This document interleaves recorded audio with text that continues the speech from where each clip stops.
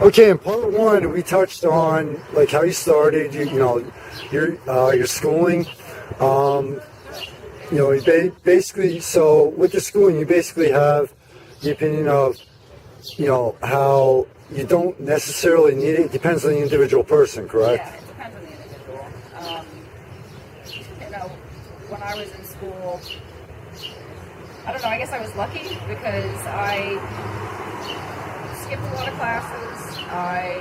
Isn't that what school's for, though? I like being around other people in class. I like being by myself alone in the studio, so I wouldn't go to class, and then I would wait until we had weekends or a week-long, hiatus for school, and I would be in there from, morning until night every day and just painting, okay, obsessively for, the whole period. And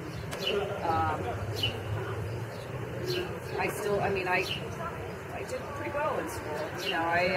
I worked my whole way through school. I had like 3 jobs at all times while I was in college, and I still partied, had a good time like everybody else.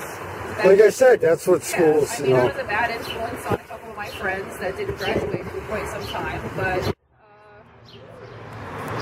I wanted to paint and draw, and that's all I ever wanted to do, and that's all I ever want to do. So I was lucky enough to know that. Okay. I went through a period of my life where I kind of became disillusioned about it. Like I thought, who am I? What am I thinking? You just got to get in line. Yep, you're an artist. And you need to get a jobby job and, work 70 hours a week. And I did have to do that because I had a family to support, but... Go ahead. You're all right. All right. But I did that, and I don't want to do that anymore. Now I'm in a position where I have a job that kind of keeps me like focused in reality, so I'm not alone in the studio all the time. And then the rest of the time I'm painting, and if I'm not painting, I'm thinking about painting obsessively. And it's what makes me happy. I don't want to do anything else. Okay. Like through all the jobs that I've had, since the very first job I ever had, all I've learned is I don't want to do anything but paint. So that's why I'm hardcore into it right now. All my friends were like, "Oh, you're everywhere. You have a show here, you have a show there." I'm like, "Well, this is what I want to do with my life. I take it seriously. If I can hang my work in a public toilet and somebody's going to pay me money for it, then I'm going to do that." Yeah. I mean, that probably won't happen, but in today's society, you're so sure about that? Don't say no to a venue until I can't do anymore. And right. Sometimes I overextend myself because of it, but I want to paint and I need to live. Mm-hmm. I'm kind of pragmatic that way, so if I want to paint and I want to make a living from it, that means I need to sell things, and that means I need to get out there. So you don't limit yourself like some artists might, where, oh, well, I'm only going to do it here, I'm only going to do it there. Everyone has their limits, but you're a lot more open. Yeah, you kind of see what works and what doesn't work. More opportunities are opening to me, so now I can say no to things that maybe don't work for me. Now I can say no to things that I'm not selling work at, or I don't think is a good opportunity. Mm-hmm. You can't say yes to everything because there's not enough paintings for it. Right. Go ahead. Yeah, not a problem. But, when you first start out like I am, you have to pretty much, throw it out there. I've lost track of the amount of exhibits I've seen you either solo. Personally, I've seen you either solo or seen you working on it in the past few years. I've lost track of how many times I've seen it. And that's pretty... That's my goal right now. Like, I kind of... At first it was like, okay, get work in a show anywhere I can. Join a couple of groups, see how that works. And then last year I decided, okay, well, next year my goal is solo shows, and I want to be in New York somehow. And, even if it's in a small little thing. So that's what I'm doing this year. Okay, I had a couple of paintings in New York. Not big deal shows or anything, but they were there. It's a start. Something to me.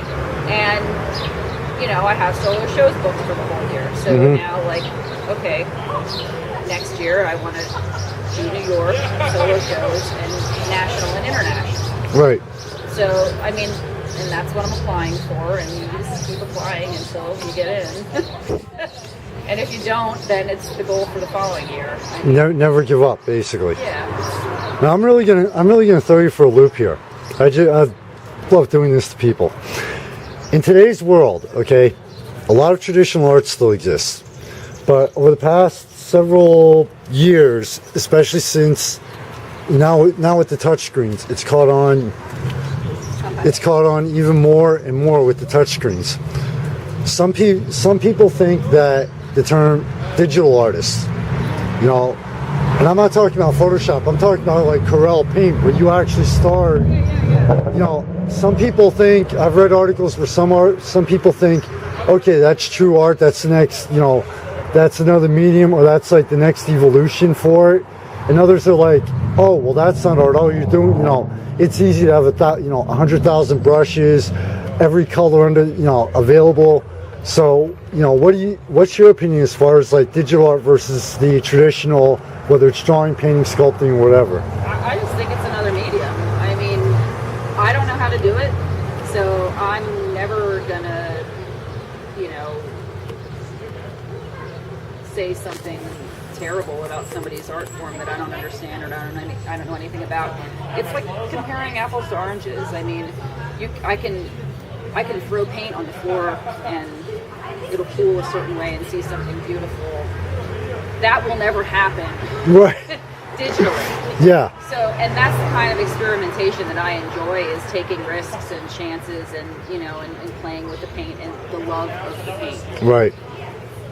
But I've seen beautiful digital work, and I know it takes skill to do it.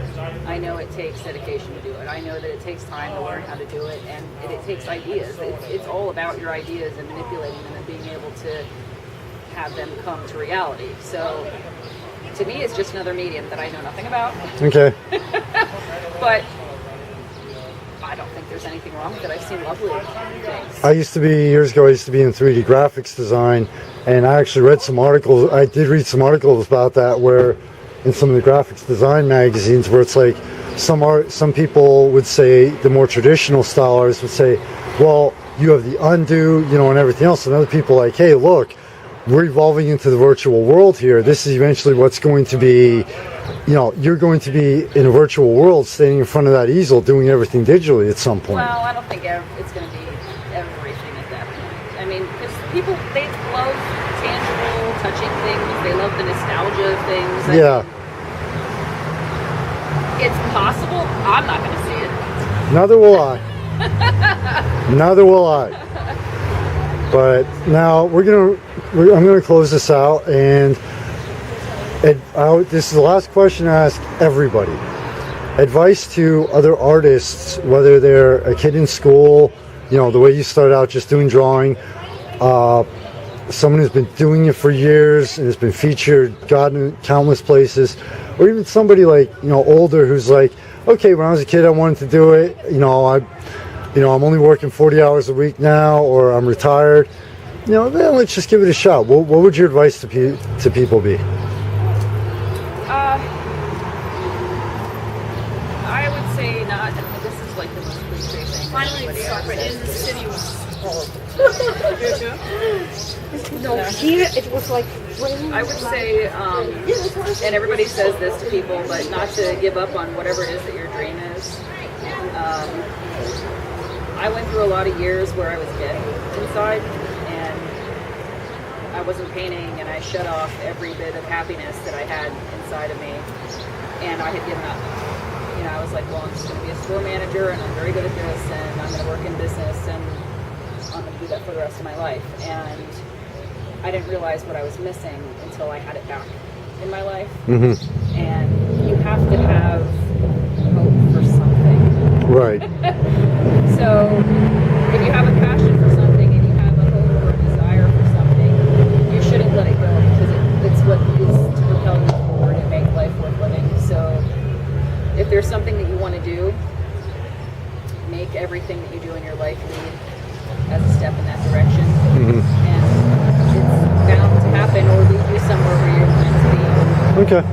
Well, thank you very much for your time, especially towards the closing minutes of your solo exhibit. I appreciate it. But I really appreciate. So, how'd you like the interview? Cool. I like to get the feedback from people. So, but thank you very much.